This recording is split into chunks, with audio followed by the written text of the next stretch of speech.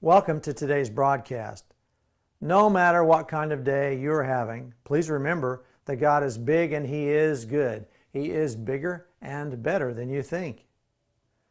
Well, we have some crazy product warnings here in the United States.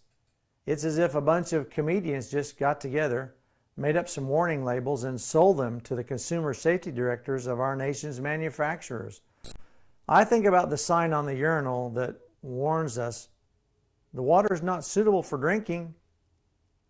Who are these men anyway that would mistake a urinal for a drinking fountain?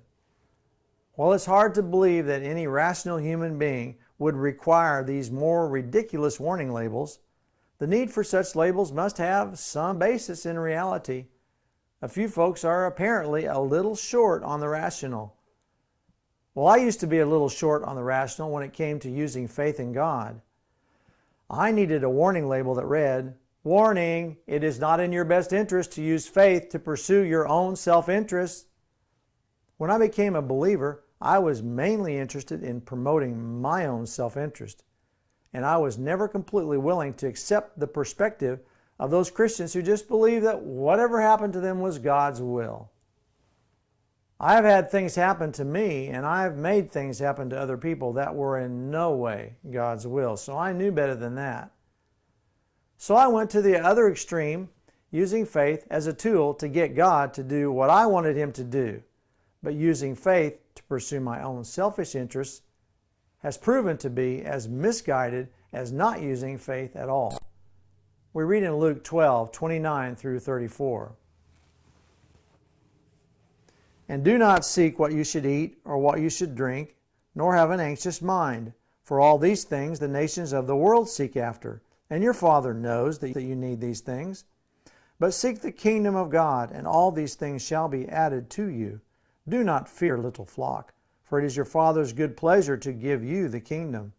Sell what you have and give alms. Provide yourselves money bags, which do not grow old, a treasure in the heavens that does not fail, where no thief approaches nor moth destroys. For where your treasure is, there your heart will be also." As long as I would only consider that faith in God was a tool for getting the things I thought I needed to survive, this passage was nothing but frustrating to try to understand. But when I began to consider the possibility that faith in God was a gift from God to enable me to develop my awareness of and my obedience to His presence, well, then everything changed. I suddenly understood how it was actually possible to not be obsessed over getting all these things.